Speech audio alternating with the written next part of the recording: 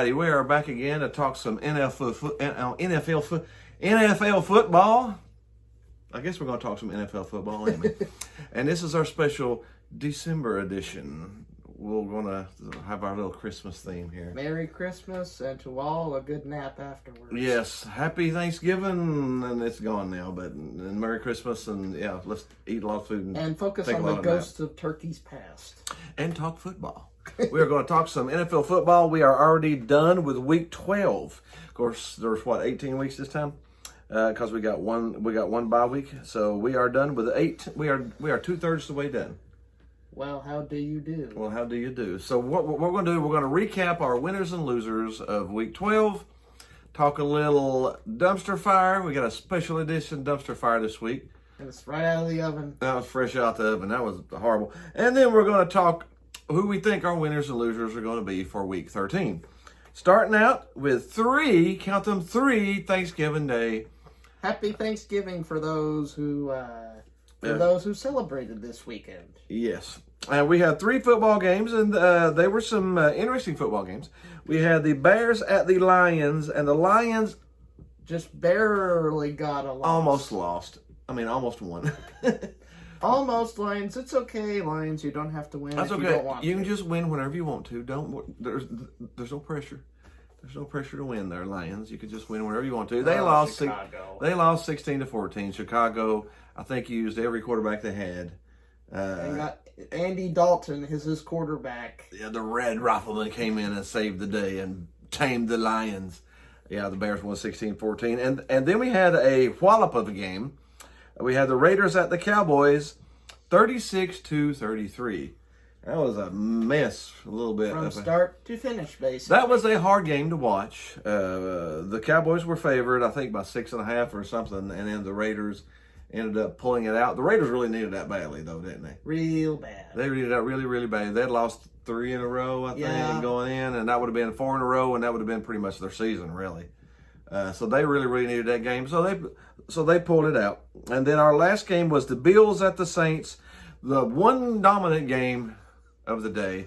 The Bills were the Bills again. The Saints. Yeah, the Bills, they've been a little up, a little down this year. They're either scoring 30 and beating the crap out of you, or they're scoring 6 flat in their face. And falling flat in their face. So there's no in the middle for them. They either beat the crap out of you or they lose.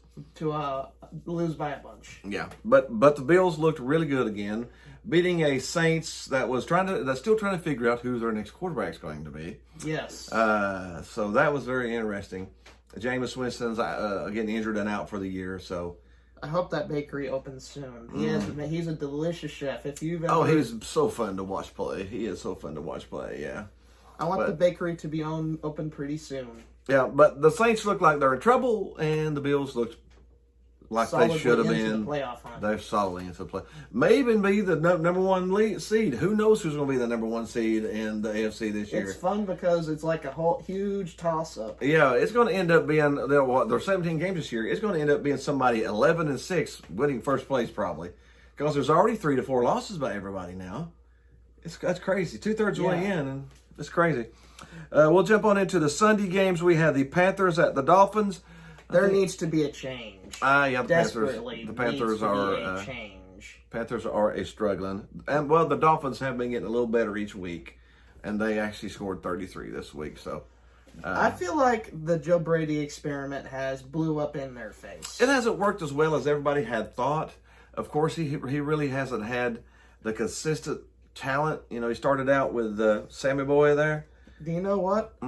From that excellent LSU team that he was a part of, he didn't call the plays. He was the passing game coordinator. And they thought, well, maybe since he coordinated the best passing game in the history of college football, then maybe he could do that. But I said they're struggling, and again, he's probably a lot to blame for it. But he's had McCaffrey is out again. Ending his 2nd straight season on IR, confirming to people that injuries have plagued him for the past 2 years. Yeah, so McCaffrey, your best player, hasn't played but 3 or 4 games the entire year. Your quarterback that you brought down from the Jets, you thought, hey, this looks like it might be our guy. Turned out to be a fumble. No, that was not very good either. And then the backup quarterback you had wasn't very good. So you bring in Cam Newton, but Cam only had 10 days to prepare for a game, and he's not used to the new offense. So it's sort of a mess right now. And people have been talking about inside the organization about some staff changes. Yeah, so something needs to be done. Again, it may not all be the coach's fault, but that's where it ends up landing. If the players don't perform, where does it land on? Oh, it's the coach's lap. Yep, they'll get rid of some They'll get rid of some players and change some coaches and start over again. And that might be what they need to do. They need to press that good old reset button, like Dee pressing the button on Dexter's Laboratory. There needs to be a good old red button press. And start over again. We had the Steelers at the Bengals. Oh my, those Tigers looked pretty dangerous, didn't they? Yep, Joey Burrow led the Tigers to a 41-10 butt kicking of the Steelers. And man, if Joe Burrow and the Cincinnati can consistently look that good, they're a playoff team without a doubt. They're definitely a playoff team, and they may go far in the playoffs in his second year. Normally, the second to third year is when the good quarterbacks start dominating a little bit. And Joe Burrow, he looked good, man. Looked good. Mm-hmm. The Steelers look old. They need a clear talent resurfacing. Yeah, I mean, they got Najee They're Harris. Old, for the most part. And that's about all they got. They got Najee Harris. Juju Smith-Schuster's out for the year with an injury. So Big Ben's getting really old, and he's starting to Big Ben's one of my favorite quarterbacks. I loved him coming out of Miami, Ohio. When he came out, I said, he's going to do something. And then he won a Super Bowl. So, and then another Super Bowl. And then he went to another. And then another Super Bowl. So Big Ben's one of my favorites of all time. He's but he's getting a little slow, and he always used his mobility and stuff to help him, and now he doesn't have that quite as much. And honestly, the team around him is old. They need some youth to inject into the bloodstream. They definitely need some youth in there. But credit to the young and credit to the Bengals though. They looked like the best team in that division, really. They looked pretty darn good, though. They did. Cincinnati looked very good today. We had the Buccaneers at the Colts. I thought the Colts were going to win that one for a little bit. But here we come to save the day. Tom Brady and the talent pulled it out at the end. That was a pure talent Uno reverse card. We need to make a talent reverse card. Yeah. Where it says Uno reverse talent card. Yeah, when you just pull out the talent card and say, no, I'm going to win. And that's what Tampa Bay did. They just out-talented them at the end of the game. The Colts are not a bad team this year. They just can't win. They can't win. I mean, they'll put up 31 points on the Bucs and give up 38. Jonathan Taylor is once again a beast, though. He is a monster. He is the leading rusher in the league. The funny thing about it, Derrick Henry hasn't played in a few weeks. He has been out 1/3 of the season so far, and he's still the number 2 rusher in the league. That's how good Derrick Henry was. But Jonathan Taylor is a beast. He is. He's coming into his own. Yeah. Speaking of those Titans, we had the Titans at the Patriots, and this was a bludgeoning. Without Derrick Henry, the Titans are. They cut Adrian Peterson. It just didn't work out. I thought that would be fantastic for him. It just didn't work out.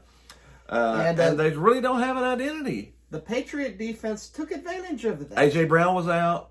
And Julio Jones. And Julio Jones is out. The whole team has struggled with injuries all year. So no A.J. Brown, no Derrick Henry, no Julio Jones. Left Tannehill stranded on an island by himself. Yep. And Tannehill is not going to win a game without some talent. See, Derrick Henry pulled the coverage off the receiver. And he also pulled the Uno talent reverse card himself. Well, you got to keep 8 people in the box to stop Derrick Henry, and he still rushes for 150 yards.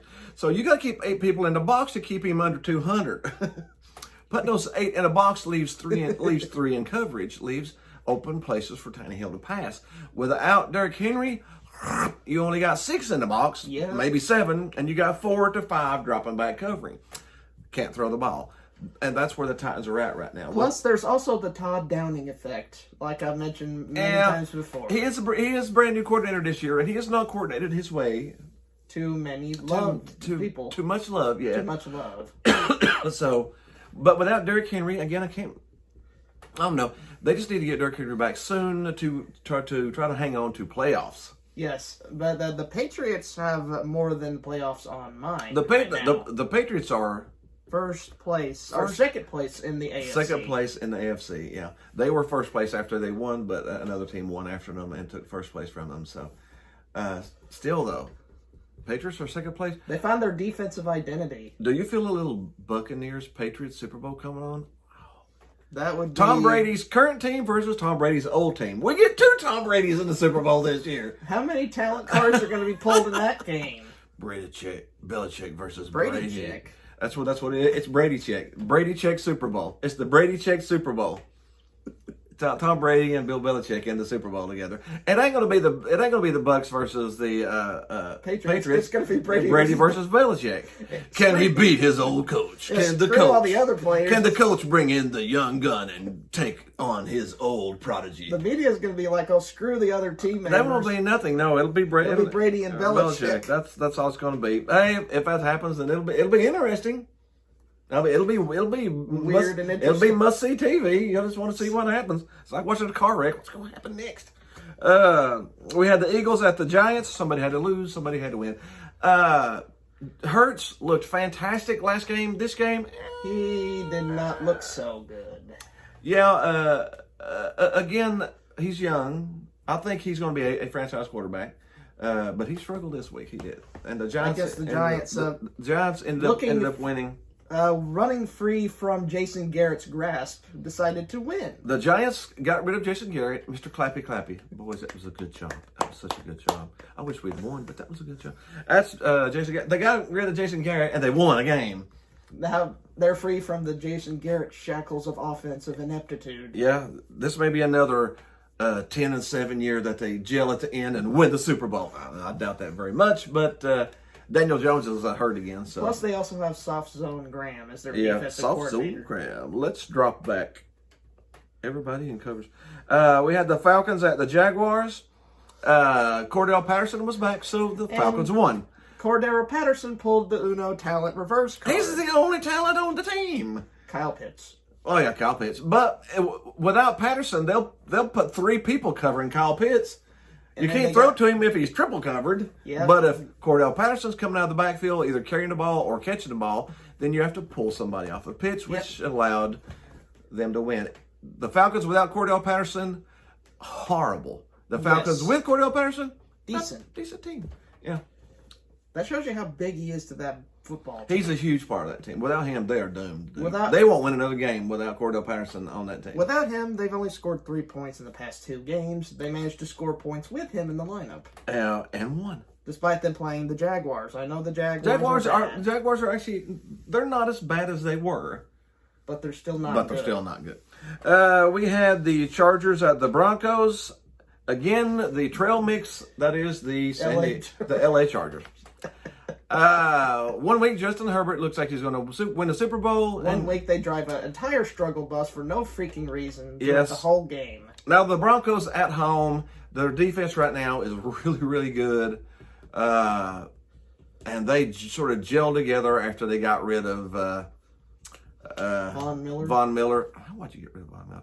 But they gelled together, and they held Herbert, held him in check, really. And the Broncos won by, 15 or something? I just wonder what's next in that Charger trail mix bag next week. They'll probably win by 15 this week. You don't know, man. And then lose by 20 the next week. And then lose by 20 the next week, yeah. So who knows? But the Broncos looked pretty good this week. And both teams are playing for their lives right now, playing for the playoff lives. We had the Rams at the Packers. Old man Aaron said, "Not today, young man." He beat them with a stick off of his lawn. He did. Old man Aaron shoved him out of the way. That one video is funny when he shoves that guy out of the way and just strolls into the end zone while the guy's tumbling towards the sidelines. That's funny. Old man Aaron, put up 36 on him. Well, could that be a sign of positivity for the Packers? It is, and it's a sign of problems for the Rams. They have lost 3 straight games. They have added and got worse. They added Von Miller, you lose. Added Von Miller, added Odell Beckham. Since they added somebody else too. I can't remember who the third person was, but they have added people and got worse. 3 straight losses. And after being 7-1, you're 7-4. Yeah, so they lost their chemistry, which, I mean, they were 7-1 and had some good chemistry, and they thought, we're going to get even better by adding more talent. And sometimes the talent card backfires. Yeah, I like what one person said, talent doesn't make a team. They don't have a good team right now. Lots of talent, not a very good team. Until they now they may play together another 3 or 4 weeks and everybody decides, we're good buddies. Let's go win together. But right now they're not. If they do that later, they could gel and go win the Super Bowl. But right now they are not very good to get. The chemistry is just not there. So we'll just have to wait and see what the Rams do. But old man Aaron, still old man Aaron. We had the Vikings at the 49ers, and the 49ers. That is totally Minnesota to lose in a big game situation. Kirk Cousins lined up behind the tackle to snap the ball. Did you see that one? It's like, the center's over there holding the ball, going, "Hey man, what you doing over here?" I was like, "Oh man, I got my hands on the wrong guy's butt." Scoot back over here to the center. How long you been in the league, man? He's been in the league for 8 years. And you put your hands under a tackle's butt? Instead of the centers? That guy's probably saying, "Hey man, who's got some hands on my butt?" That sums up their entire franchise. And again, the Vikings are not a bad team. They just choke in the worst possible ways. They just can't win games, man. Games when they need it. No, and the 49ers are looking better as the season goes, too. So I think they struggled a little bit with Slee leaving, their defensive coordinator, and they've been trying to find herself, but they're a decent team. We had the Browns at the Ravens. The Browns are, speaking of driving a struggle bus, the offense has sputtered. Yeah, they looked fantastic 2 weeks ago, and then the last 2 weeks they've struggled. Of course, a lot of injuries. Mayfield's hand is he fractured that thumb or something. He's just not just his hand, his whole body. Yeah, his shoulder. I think they've had too many injuries. I think Mayfield's a fantastic quarterback. He just can't. He's just not very accurate right now with this injured shoulder. The shoulder and the foot and the 2 knees are also hurt. Yeah, so I think the Broncos, till they get healthy. Now, they've got a bye week this week. Well, the Ravens. So? Well, the Ravens are looking pretty sharp despite some issues. Yeah, the Ravens, are they back to first place now? They're back to first place in the AFC They are back to first place in the AFC race. But honestly, do you think the Ravens are the best team in the AFC? I don't know. Me neither. I mean, they only scored 16 points against a struggling Browns team. But Lamar also threw 4 picks against the Cleveland Browns. So yeah, I mean, is 4 picks the best team? No. Who knows? I mean, I don't know the AFC. I'm guessing somebody like the Bills, or if the Titans get Henry back, or the Kansas City Chiefs, which are actually starting to look good now. If those teams catch fire towards the end of the season, because we've still got a third of the season, they've still got 6 weeks left. So 6 more weeks to get together. I think we're going to see some teams that are not up here right now, but are sort of down here, are going to slowly cut up here and be in the playoffs towards the end. We'll go ahead and talk about the Monday night game. It was a barn burner. The Seahawks at the Washington Dubs. The Dubs won by a deuce. Seattle's offense, uncharacteristically, has struggled. Mm-hmm. Their new offensive coordinator they brought in might be the problem. That's what I've suspected. Yeah. With all that talent, you can't score more than 15 points. Mm-hmm. And I'll give you a little insider trading right now. Adrian Peterson, that was cut by Tennessee, probably going to be at Seattle. So that might be maybe the running game that they need. They've got plenty of passing. They've got plenty of passing. The running's been struggling a little bit, so we'll just sort of see how Seattle goes. They're 3-8. They are 3-8. They could go on a 6-game winning streak now, and go 9-8. Going 9-8 is probably still missed the playoffs. So it might be rebuild mode right now. But anyways, that is our winners and losers for week 12. Now we're going to jump into our Dumpster fire of the week. Dumpster fire of the week. This is Marty. Marty the dumpster fire. Say hi. We've got a very good dumpster fire this week, so check it out. Dumpster fire of the week. Yeah. And our dumpster fire of the week is a game. It's a whole game It's an entire game. It's from a Thanksgiving feast during our middle of our feast. Man, we had this game to behold us, the Raiders and the Cowboys. We thought that was going to be a really good game, and it could have been a good game. It was like that turkey that you overcook in the oven and you bring it out and it's all burnt and stuff. And it's just dry and dull, and that was ref ball. Personified. The referees, like, it's like they want to, they told their mom when they left, Mom, I'm going to be on TV today, and I'm going to make sure you see me, so be sure to watch the game today, because I'm going to be on there a lot. So watch the game, Mom. I'm going to be on there a lot. And they called 28 penalties in that game. Good Lord. What the flip, man? 276 yards of total yards given in penalties. It was horrible. And it was on both sides. There was 14 penalties on Dallas and 14 penalties on the Raiders. And you're like, I can't watch this. This is like eating bad turkey. I mean, it was... And to beat it all, that is the most watched game, I think they said, in the past 30-something years, was the Dallas Raiders game. And that was the worst game I've seen in 10 years. It was so hard to watch. It's so laughably bad. I think I started laughing after the 20th penalty. There's still people talking about it. When you watch the games over the weekend, some of the commentators were like, like that Dallas and Raiders game over the weekend. The people who were calling the game, I think, were embarrassed to be there. I mean, once after a while, they were really embarrassed to even be talking about it. It was just so messy. It's just a whole entire mess. They need to do something with the refs, dude. I mean, pay them more money and get some people that are actually good at their job and don't want to be seen on TV and call 28 frickin' penalties in one game. It was slop ball. It was like pig slop on a plate. It was... inside a pen, inside a pig pen. Like I said, you can actually call holding on every single play if you want to. If it's a running play, you could call holding on the offensive line. If you were a defensive... every time. If you want to get picky, you could call it every single time. On pass plays, you could call holding on the DBs or the linebackers every single time if you wanted to. DBs... If you were Anthony Brown, you had to feel sick to your stomach. You got called 4 times for pass interference. Now, you want to know how many he had going into that game for the entire season now? So he went from 0 pass interference calls to where they thought he did it 4 times in one game.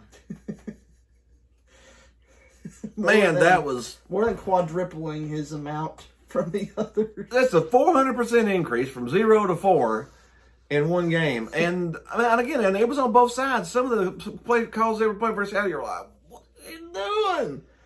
This game should have been over an hour ago. Will you quit calling penalties?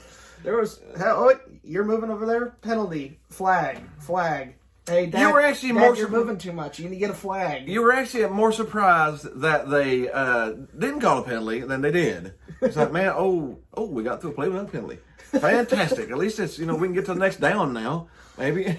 The game was getting trashed online, and man, it's a slop fest. That was embarrassing, really. That was an embarrassing game for the NFL, and I hope they do something, but they probably don't give a flip. I mean, it's the most watched game they've had in 30 years, so.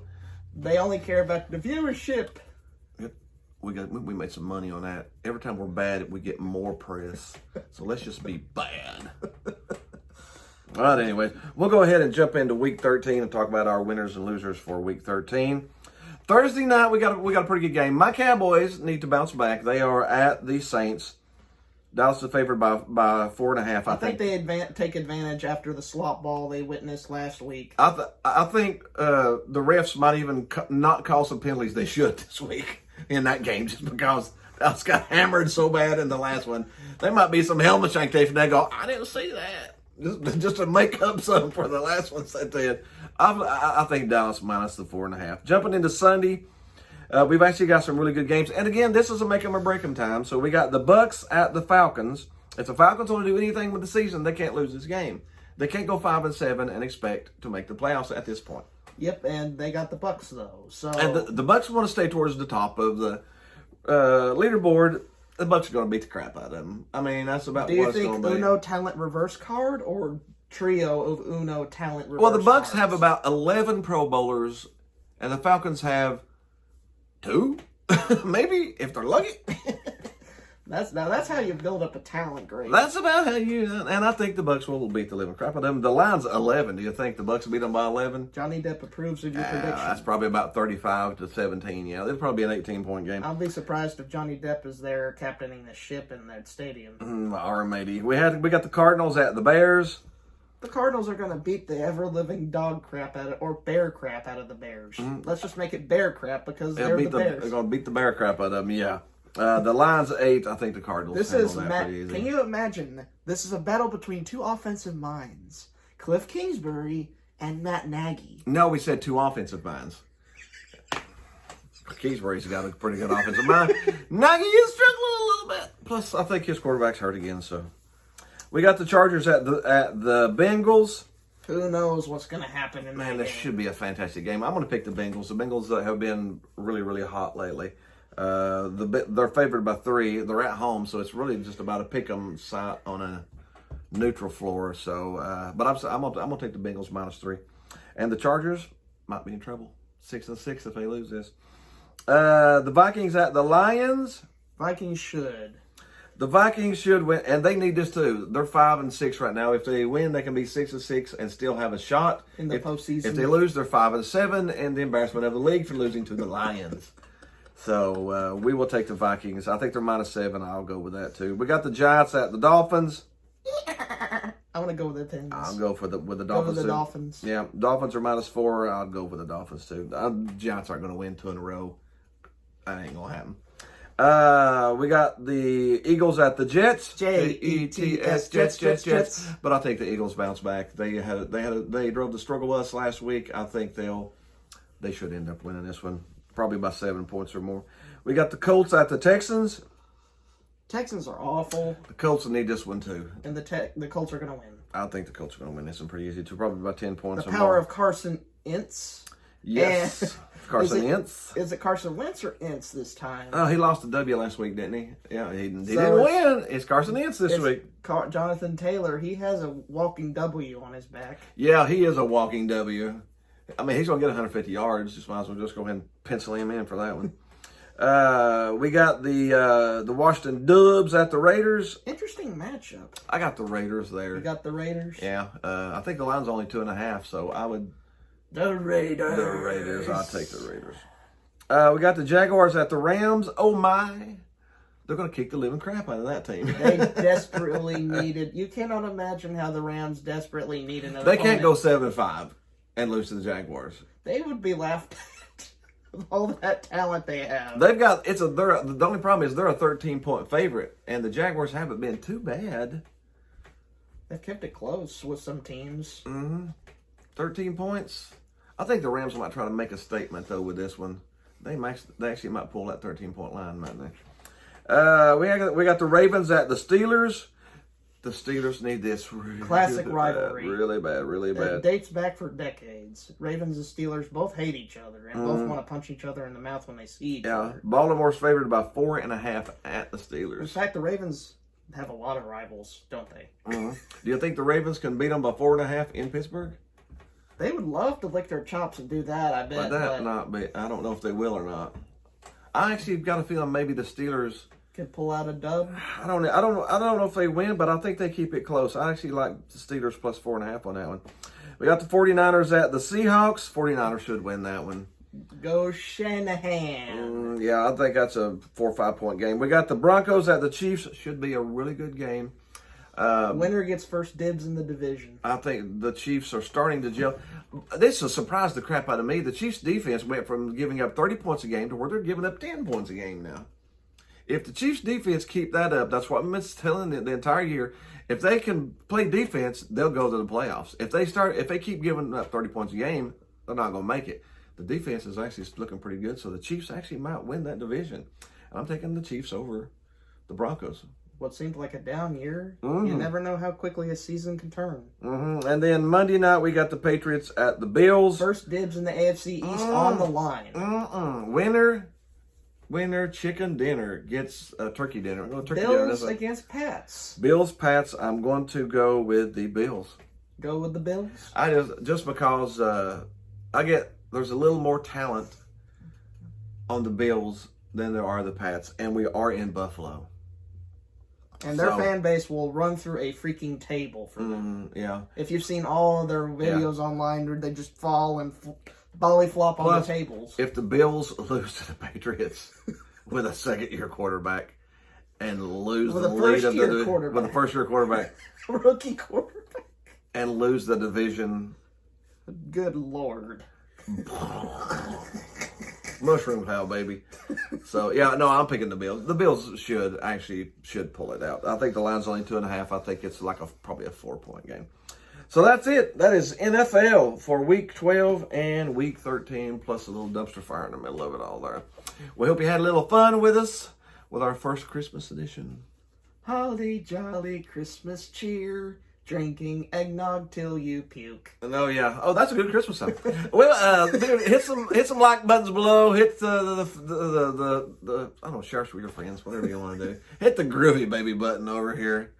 Other than that, we will see you next week. See you next week.